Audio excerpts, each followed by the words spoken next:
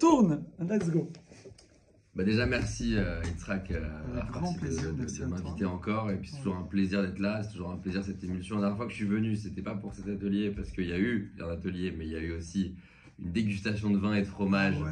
incroyable. Et c'était la dernière fois que je suis venu, Excellent. donc là je retourne en étant parti la dernière fois sur une émulsion de Simcha qui me rend encore plus content de revenir. Mais c'est toujours un plaisir à chaque fois qu'on est là. Merci beaucoup. Et c'est toujours un plaisir de vous transmettre les peu de choses que je sais. Moi, je suis très bavard, mais vous allez voir que au milieu de tout ce que je raconte, je ne sais pas grand-chose. Mais il y a quand même quelques petites choses que je sais, que j'ai appris à maîtriser, et l'écriture en fait partie. Parce que, et pour répondre à ta question de tout à l'heure, on va peut-être commencer par là. Qui je suis, on va faire ça rapido, parce que moi, ce qui m'intéresse, c'est que vous écriviez. Mais d'abord, on va commencer très rapidement par balayer, c'était ta question tout à l'heure, comment j'en suis arrivé là. Alors, moi, j'ai commencé à écrire très tôt. Donc, je ne suis pas un exemple, parce que parfois, quand je dis ça, j'avais 11 ans quand j'ai commencé à écrire. Donc, parfois, quand je dis ça, il y a des gens qui se disent « Ah, mais ça veut dire que c'est une vocation, ça veut dire qu'il faut commencer tout petit, ça veut dire que, ah, mais alors moi, il est trop tard. » C'est comme dans Star Wars, il y a les Jedi, et puis quand Anakin il est amené devant l'ordre des Jedi pour devenir Padawan, pour devenir Talmide, comme ça, de cette yeshiva de Jedi là, ils réagissent en disant il est pas assez jeune, il est trop âgé. C'est pas ça, l'écriture, on n'est pas, heureusement, il n'y a pas ce truc là où il y a besoin de. L'écriture, c'est comme la Torah en fait, on fait tchouva n'importe quand, c'est pareil. Et pourquoi? Parce que c'est très personnel, c'est ultra personnel. Alors je parle pas d'être auteur, je parle pas d'être romancier, je parle d'écrire. Écrire, c'est à la portée de tout le monde et c'est très personnel. Donc en fait, il suffit de vouloir s'ancrer dans cette démarche personnelle que je vais développer après, qu'on va essayer de pratiquer de plusieurs façons ce soir. Pour le faire, en fait, il suffit de la connaître et de la comprendre. Mais elle est plus simple qu'elle en a l'air. Donc quand je commence par dire que j'écris depuis l'âge de 11 ans, j'ai pas été... j'ai eu de la chance, j'ai eu une bénédiction à ce moment-là, parce que Dieu et mon existence m'a fait rencontrer l'écriture très tôt. Je vais te dire comment. Mais c'est une chance que j'ai eue tôt, mais c'est une chance qu'on peut avoir n'importe quand. C'est une chance que vous allez avoir aujourd'hui, et c'est peut-être une chance que vous avez déjà et qu'on va juste réactiver. Peut-être que vous écriviez déjà. Dans tous les cas, moi, j'ai commencé comment? Je lisais des romans de fiction, des trucs d'enfants, des trucs de jeunes. J'étais petit, j'avais 11 ans, donc Harry Potter, Narnia, Seigneur des Anneaux, trucs fantastiques comme ça. J'aimais bien les univers de fiction. Parce que ça me permettait, quand on est enfant, on a une imagination débordante. Je crois que j'ai pas beaucoup grandi, parce que ça tourne encore à 200 km/h, mais aujourd'hui je l'utilise autrement, mon imagination. Mais j'ai commencé comme ça par écrire des romans d'aventure, de magie, de dragons, d'elfes, de trucs comme ça. Donc j'imaginais des mondes complètement autres qui ne sont pas les nôtres. Et le process a été en fait je lisais un roman, et puis l'heure vient de dormir, et ma mère rentre, éteint la lumière dans la chambre. Forcément, il faut aller au lit quand on est petit. Et puis là, il y a le ah mince, mais le chapitre suivant, c'est quoi? Bonsoir. Bonsoir. Et il y avait ce truc-là de c'est quoi le prochain chapitre? Et j'avais un peu la FOMO. Vous connaissez ce mot, la FOMO? FOMO, c'est un concept, c'est la Fear of Missing Out en anglais. Ça veut dire Salut, ça va? Ouais. Ça veut dire quand tu loupes quelque chose et que tu te sens mal de l'avoir loupé. Moi j'avais ça, mais du chapitre suivant. C'est-à-dire que je dormais et je m'endormais en me disant oh non, mais qu'est-ce qui va se passer ensuite? Je peux pas m'arrêter au chapitre 5, c'est quoi le chapitre 6? Je devenais fou, j'avais envie de savoir la suite. Et donc avant de m'endormir, il se passait 1 heure où j'imaginais la suite. Et le lendemain, je lisais la suite, et forcément c'était beaucoup mieux, okay, que ce que j'imaginais, parce que l'auteur maîtrise mieux son œuvre.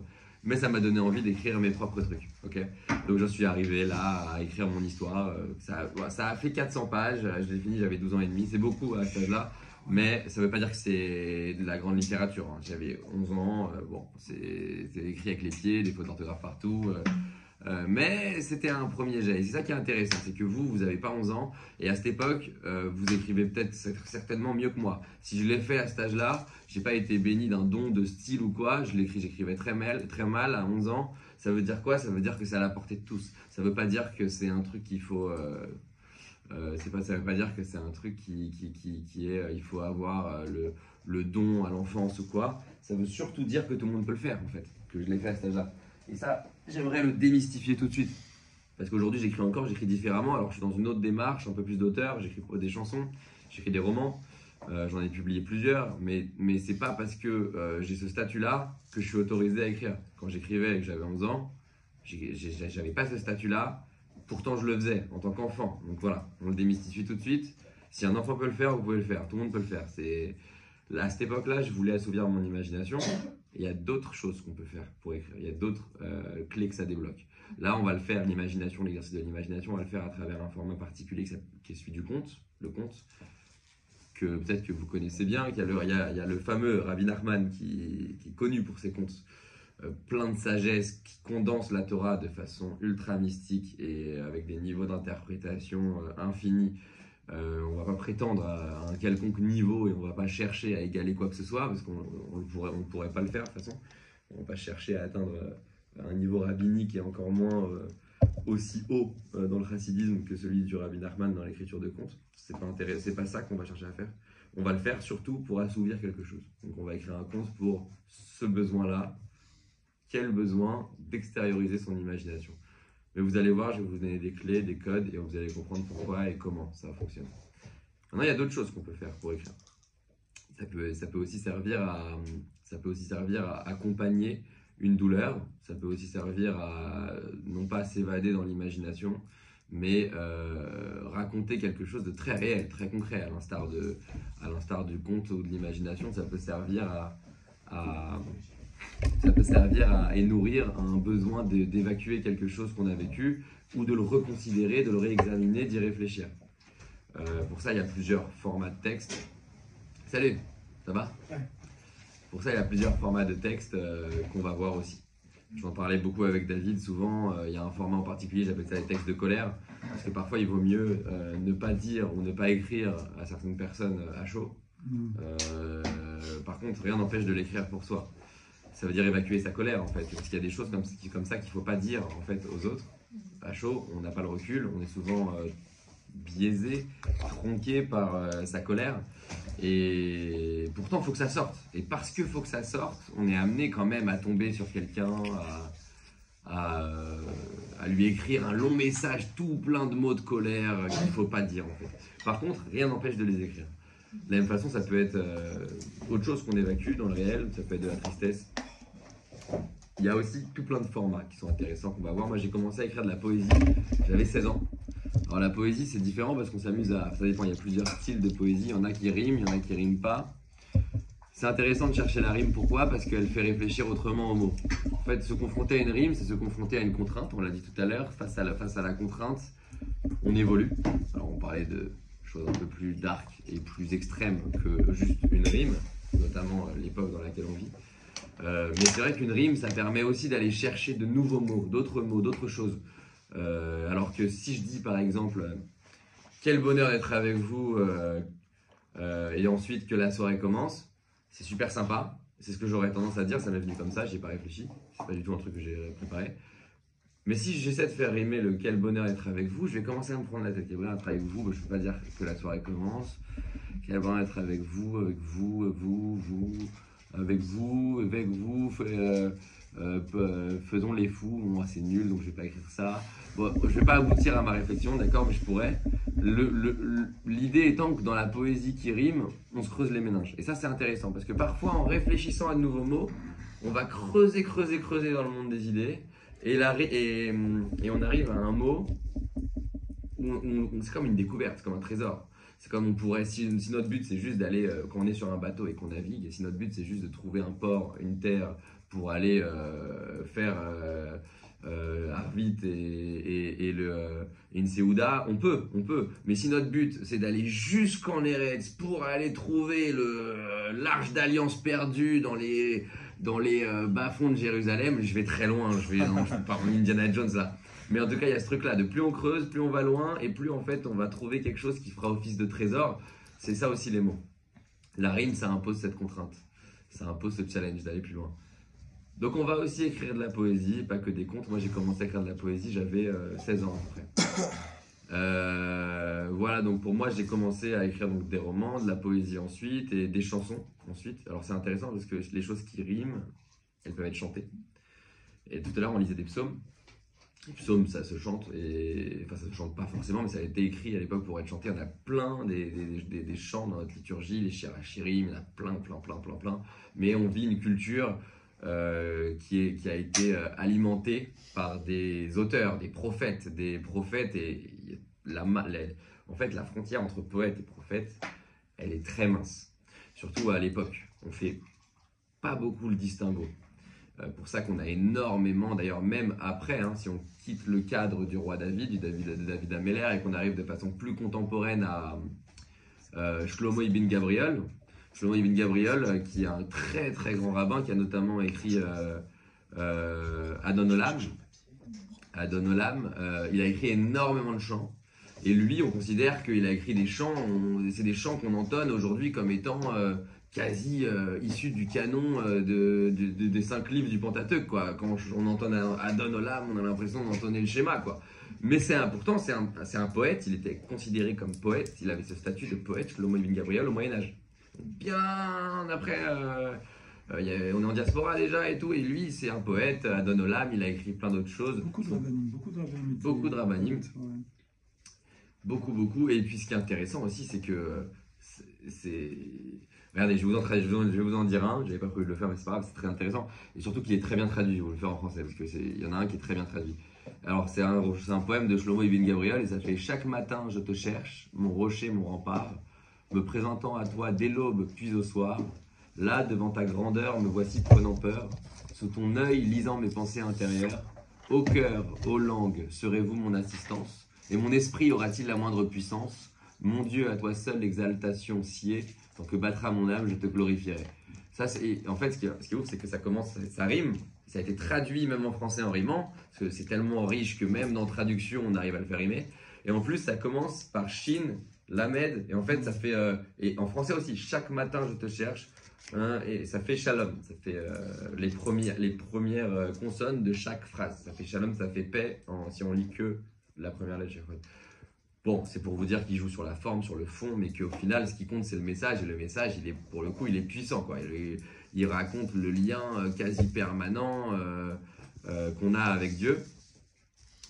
Donc voilà. Là, tout de suite, on a quitté le cadre du gamin de 11 ans. On est avec un rabbin, un très grand rabbin. Et là, ça fait peur. On remystifie le truc. On va le démystifier tout de suite. Parce que je l'ai remystifié. C'est pas parce que Shlomo ibn Gabriel écrit des si grands poèmes qu'encore une fois, nous, on ne peut pas le faire. La preuve en est, j'ai commencé à le faire, j'avais 16 ans, et j'en ai quelques-uns là. Je vais vous montrer à quel point. Alors j'avais 16 ans, j'étais adolescent, et j'étais pas, je le suis toujours pas d'ailleurs, loin du niveau de Shlomo ibn Gabriel, et je le suis encore aujourd'hui. À l'époque, j'étais ado. C'est un recueil de poésie que j'ai publié, j'étais adolescent. Il est sorti, j'avais 18 ans. C'est parfois grossier, c'est parfois vulgaire, c'est parfois très spirituel, c'est parfois très religieux, c'est parfois absolument immature, c'est parfois très personnel, c'est parfois...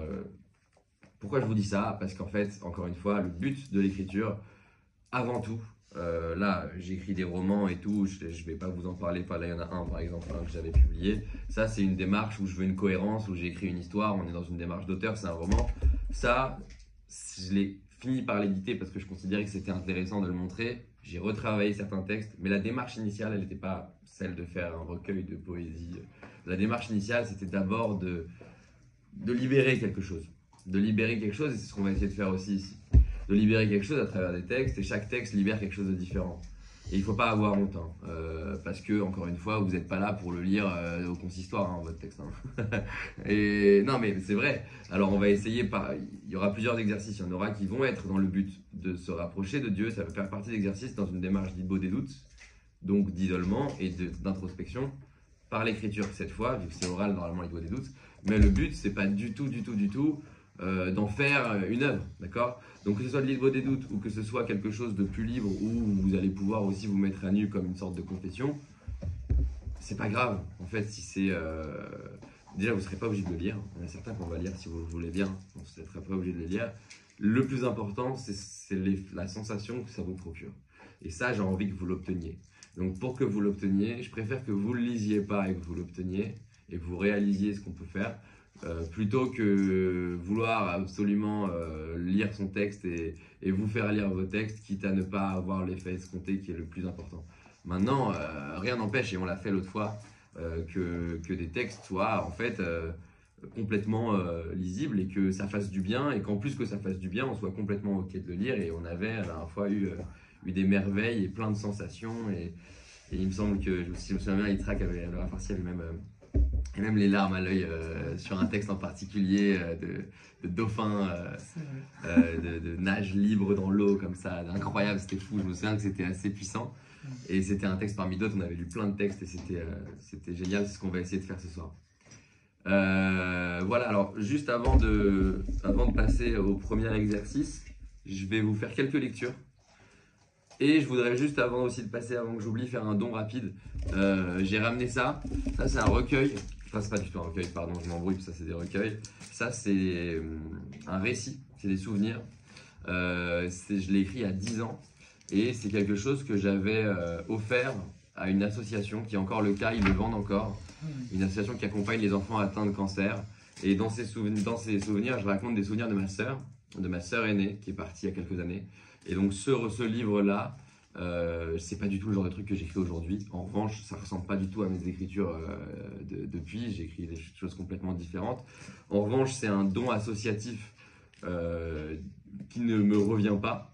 Et j'aimerais l'offrir ici pour faire une sorte de 50-50, déjà un don à Olami pour qu'il soit ici à disposition et que ceux qui souhaitent l'acheter, ça peut être vous comme ça peut être d'autres, mettre dans une sorte de tzedaka commune, un 50-50 pour l'association qui a accepté, je leur en ai parlé, qui a accepté de partager sur cette pile-là, parce qu'ils en ont plein, les dons, et que Olami récupère 50% de... C'est 100%. Non, mais moi j'ai envie de faire cette tzedaka aussi. Non, mais c'est une tzedaka en même temps. C'est-à-dire que c'est une tzedaka pour l'association telle que ça a été pensé de base, mais on fait une half tzedaka aussi pour... Ça fait plaisir. Donc voilà. Non, mais c'est bien aussi de contribuer à... Je viens manger tout le temps. Donc on est... Je l'ouvre tout de suite, comme ça... Voilà, comme ça on fait une pile et ceux qui veulent... À partir de maintenant, que l'information est passée, que l'organisation est réglée, je laisse le Rafarsi s'occuper du... Je crois qu'ils en ont vendu plus de 10 000, c'est ça? Ils en ont vendu beaucoup, ouais. C'est un de mes livres qui a été les plus vendus. Alors c'est pas le livre qui ressemble le plus à ce que je fais d'habitude. Il est assez personnel et c'est vraiment une histoire, un petit format assez perso, mais ça a super bien marché par justement son côté associatif qui a été promu par l'association qui s'appelle Princesse Margot. Donc voilà, à partir de maintenant, je laisse.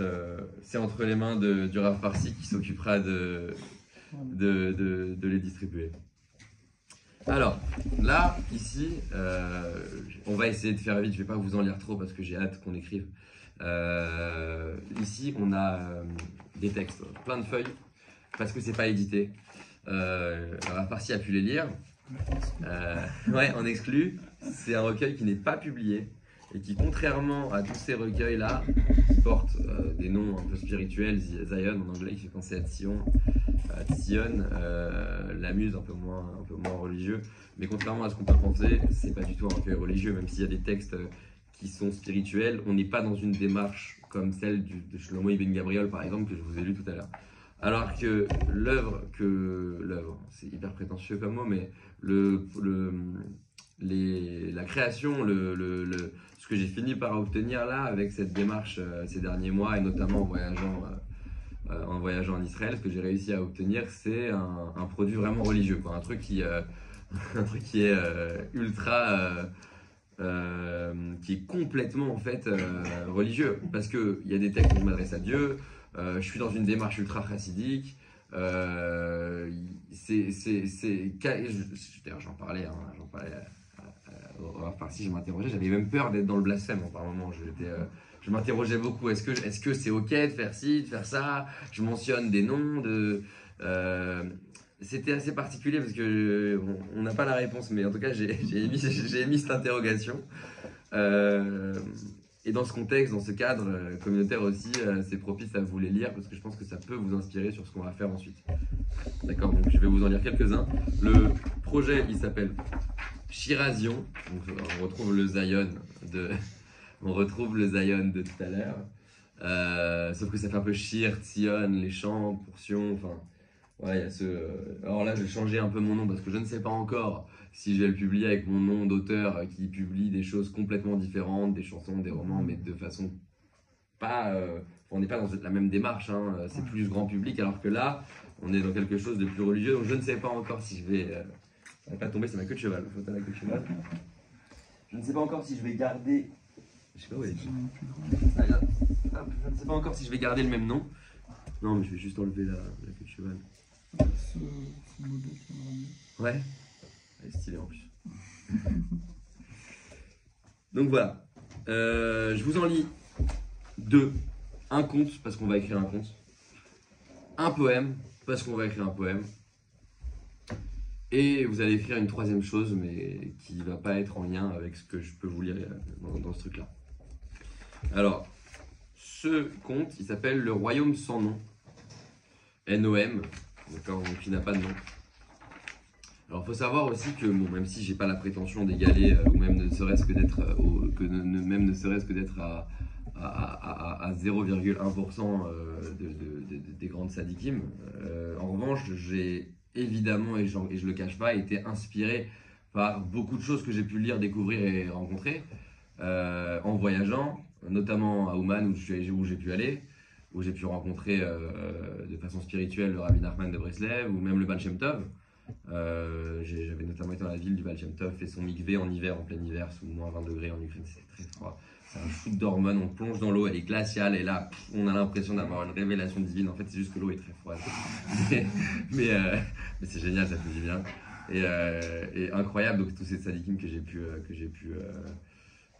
C'est une rencontre permanente parce qu'ils ont une œuvre infinie.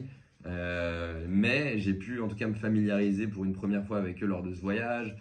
Des voyages en Israël aussi, où j'ai rencontré de grands rabbins qui m'ont aussi ouvert des portes, et j'ai la chance encore aujourd'hui de discuter avec plein d'érudits. Je discute aussi parfois avec le Rav Parsi, parfois avec le Rav Lemel, enfin tout plein de foisonnements comme ça qui ne font que commencer parce qu'on est jeune et il faut s'imprégner des maîtres du présent et du passé. Donc voilà, si je le précise, c'est parce que j'ai écrit un conte qui, en l'occurrence, a été inspiré par les contes du Rabbi Nachman de Breslev, que je n'ai pas la prétention de chercher à égaler. Celui-ci s'appelle Le Royaume sans nom, N-O-M, donc il n'a pas de nom. Je vais vous le lire. N'hésitez pas à m'arrêter s'il y a quelque chose qui vous paraît un peu... ça peut être dans ma diction ou dans les mots que j'emploie. Si vous n'avez pas compris quelque chose, il n'y a pas de honte, on le dit, il vaut mieux. Après, il y a des choses qui sont un peu bizarres, c'est normal. Il était une fois un royaume sans nom, où les choses étaient tellement vraies qu'aucun mot ne pouvait les nommer sans les abîmer. Ce royaume était dirigé par un roi invisible. Non pas qu'il se cachait, mais il était si vaste qu'on le voyait partout sans jamais le voir en un seul endroit. On disait de lui, il est un. Et pourtant il est multiple, car tous les rois et tous les maîtres inventés par les peuples étaient en vérité le reflet fragmentaire de sa face. Mais peu s'en souvenaient. Or, dans ce royaume, vivait un jeune cueilleur de sons, un être silencieux de naissance qui entendait la musique dans les mots, ressentait l'énergie d'un geste à venir et proclamait la joie derrière la tristesse. Il écoutait aussi les prières dans les battements des cœurs. Il passait ses jours à tendre l'oreille aux arbres, il passait ses jours à écouter les pleurs des enfants, les grondements des foules, et chaque fois qu'il recueillait un son qui vibrait juste, il le plaçait dans un petit tambour de verre qu'il portait à sa ceinture. Il aime bien le tambour de verre. Parce qu'il a déjà... Une exclusivité. En exclusivité. Je sais. Mais un jour, une rumeur vint jusqu'à lui. Le royaume est brisé. Les âmes sont dispersées. Les couleurs s'effacent. La danse, avec un D majuscule, a cessé. Alors il partit. Il marcha d'un pas dansant très longtemps. C'est pas le menant d'abord c'est pas le menant d'abord au désert des idées mortes, qui ressemblait à un cimetière de bateaux, là où tout le monde a déjà laissé quelque chose. 3 jours sans cesse de danser, 3 jours sans cesse d'avancer, pourtant aucune musique n'émanait de ces sols. Là, il croisa un homme triste. Cet homme triste avait la peau aussi sèche qu'un reptile et était adossé à un cactus noir de pétrole. L'homme grogna. « Pourquoi diable danses-tu? Tu t'épuises alors qu'il n'y a pas d'eau. » Le cueilleur de sons répondit. « De l'eau, mais j'en ai plein le corps, comme la musique d'ailleurs. N'entends-tu... Non... Pardon. N'entends-tu pas la chanson qui vient de loin dans l'espace et de loin dans le temps, mais qui a déjà vibré ici à tel point qu'elle y résonne encore? L'homme au corps lézardé dit « Entendre la chanson? La seule chose que j'ai entendue, c'est la nouvelle, la danse avec un D majuscule a cessé. Même près des rivières, il n'y a plus d'eau, il n'y a plus de danse, alors ici c'est foutu. » Le cueilleur de son s'assit en face de lui. « Toi qui connais les rivières, tu connais aussi les déserts, alors peut-être que tu connais ce que je cherche. Je cherche une montagne. » L'homme lui indiqua une direction. En riant, pardon, parce que je me relis en même temps, je ne le connais pas par cœur. L'homme lui indiqua une direction. En riant du jeune cueilleur, donc en se moquant de lui, comme s'il lui pointait le vide. Et le jeune homme reprit sa danse. Il se retrouva dans la ville au miroir, où chacun priait son propre reflet.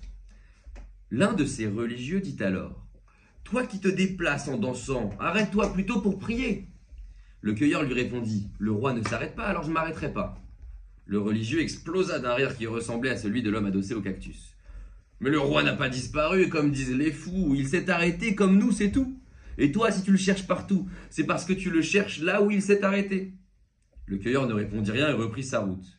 Il quitta la ville au miroir pour une vallée sans rythme qui menait vers un village aux voix éteintes. Il tendait l'oreille partout, mais n'entendait que des soupirs. Et enfin, il atteignit une montagne qu'il monta sans danser, trop épuisé cette fois, pour à la fois danser et grimper. La montagne brûla tous ses tambours de verre. Elle hurlait, et il hurla avec elle, non pas avec la voix, mais avec l'être tout entier. Et c'est alors qu'il l'entendit, en brûlant, c'était un son. Non, ce n'était pas un son, c'était tous les sons en un. La basse du tonnerre et le chant du feu, la plainte de la mer et le rire d'un enfant, la corde grattée d'une guitare céleste et le silence entre deux notes. Le cueilleur tomba à genoux. Le royaume n'était pas brisé depuis le début, il était là en expansion, et le roi n'avait pas disparu, il s'était juste dilué dans tout. Il comprit alors que Dieu n'avait pas une seule face, mais toutes les faces à la fois. Et que prier, c'était pas s'agenouiller. Mais c'est ce qu'il avait toujours fait, danser. Alors il redescendit de la montagne, et partout où il passait, il enseignait désormais aux gens de se vêtir de toutes les couleurs, de battre les caissons comme les anciens tambours, à brancher leur guitare sur le courant de l'infini, et à danser ensemble même s'ils ne se connaissaient pas. Et il disait, ne dites plus jamais « je crois en le roi », dites plutôt « je danse avec lui ». Le cueilleur de son traversa les villes, répétant cela, et une rumeur se mit à courir parmi les habitants. On disait qu'il avait ramené un grand trésor de son voyage, quelque chose d'inestimable, mais qu'il avait découvert au sommet et qu'il cachait désormais. Les gens captivés par cette légende se lançaient dans une quête effrénée, cherchant à découvrir ce trésor mystérieux. Mais chaque question sur ce qu'il avait trouvé trouvait une réponse. Le cueilleur souriait simplement et continuait son chemin, sans jamais révéler où se trouvait ce mystérieux trésor. Il disait parfois « Ce qui compte, c'est pas ce que j'ai pris, mais ce que j'ai appris. » Et tandis que certains partaient pour s'emparer du trésor, la plupart des dispersés, eux, revinrent.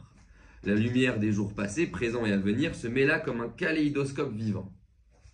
Là, dans ce tumulte sacré, un chant commun s'éleva, un chant qu'aucune langue ne pouvait traduire, un chant de tous ces dispersés réunis, et tous les cœurs le reconnurent, un chant qu'on appelle encore aujourd'hui, quand le silence est profond et les couleurs sont vraies, l'Echaïm.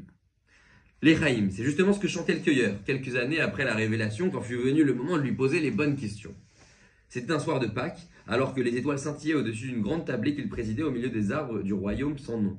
Après avoir chanté, un verre à la main, célébrant toutes les vies, celles qui furent, qui sont et qui seront, un enfant posa une question. Pourquoi est-ce que le cueilleur de son a eu sa révélation au sommet de la montagne? Le cueilleur de son sourit doucement et répondit. Mais c'est une question simple. Tu n'as rien d'un pervers, je te félicite. En fait, la plupart des grands maîtres ont eu leur révélation en haut d'une montagne ou d'une colline. Un enfant curieux leva les yeux vers lui et demanda « Mais alors, pourquoi? Pourquoi est-ce qu'ils vont là-haut pour comprendre ?» Le cueilleur s'adossa au tronc d'un vieux cèdre, les yeux mi-clos, puis prononça en chantant « C'est une question de sage, je te félicite. » Le cueilleur de son s'arrêta encore, réfléchit un instant de plus avant de répondre d'une voix d'autant plus mélodieuse. « La montagne, c'est le lieu où la terre semble vouloir toucher le ciel. C'est le point le plus haut, l'endroit où l'on peut voir le monde dans son ensemble. Et là-haut, on ne trouve rien de spécial. Ni temple caché, ni voix tonitruante, rien. Si ce n'est le silence. Le grand silence. Et dans ce silence, si on écoute bien, on entend tout.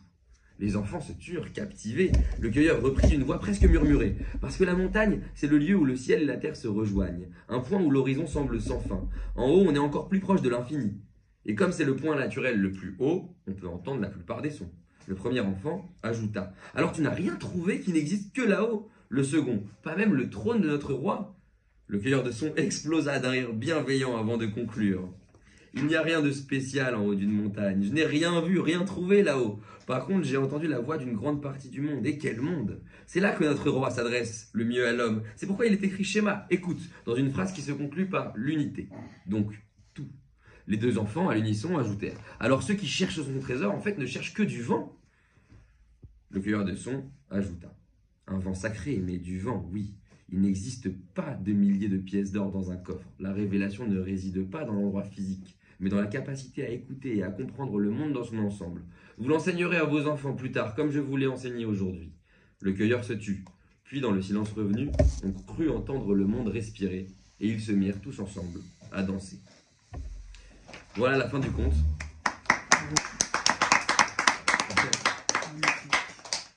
C'était long.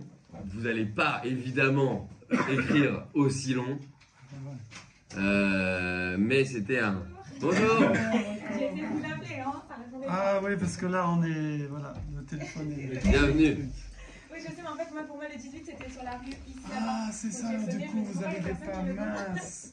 Oui, c'est la première fois. Déborah. Déborah, salut. Enchantée. Santé. Ah, c'est 18 ou 26? C'est 18 et 26. Ah, veille. Ah, Oui, c'est ça. Alors, Je croyais que tu donnais la veille. on a du fait là. À mon sens, j'ai beaucoup trop parlé. Et beaucoup trop lu. Donc, ce qu'on va faire, c'est qu'avant d'écrire la poésie ou le chant, comment vous voudrez l'appeler, mais en tout cas, c'est ces choses qui riment, on va commencer par écrire le conte. Donc, je ne vais pas vous lire le poème tout de suite.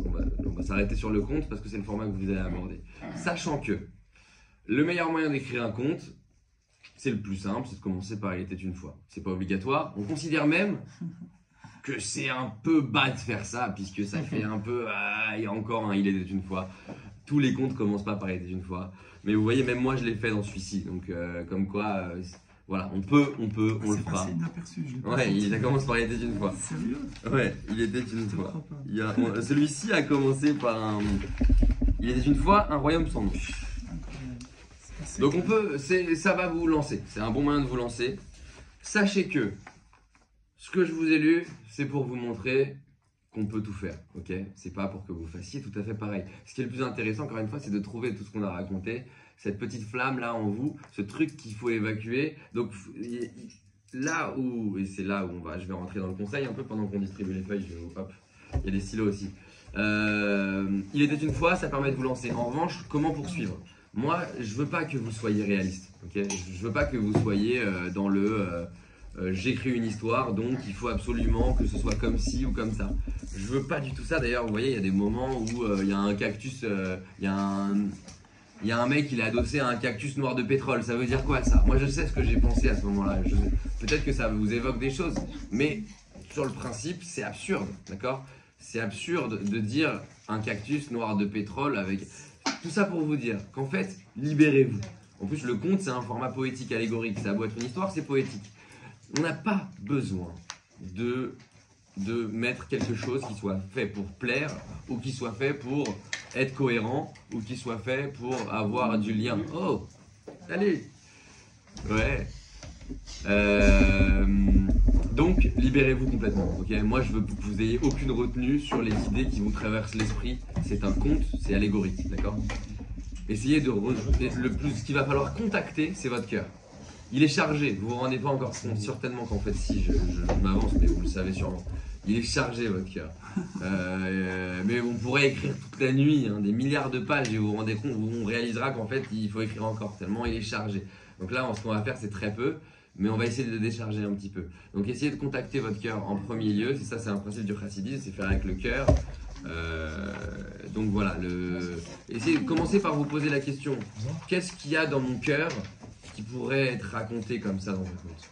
Qu'est-ce qui me pèse? Qu'est-ce qui m'angoisse? Qu'est-ce qui me met en colère? Qu'est-ce qui m'attriste? Qu'est-ce qui me réjouit? Et tout ça peut se rejoindre par moment. Un conte, c'est un voyage. Essayez d'écrire, je vais vous laisser 5-10 minutes. Essayez de remplir au moins le recto. Et on verra pour le verso. Ça dépend à quelle police t'écris. Tu sais que la dernière fois, il y en a qui écrivaient 3-4 lignes et qui finit. Enfin, tu sais, il n'y a pas de format. Mais essayez quand même de pousser la chansonnette, de remplir au moins le recto. Parce que il y a des comptes très courts. Il y a Ravi Nachman qui écrit des comptes super courts comme des comptes super longs. Là, on va essayer de pousser un petit peu la chansonnette. Si on arrive à obtenir un recto verso, écrivez en petit, ce serait intéressant.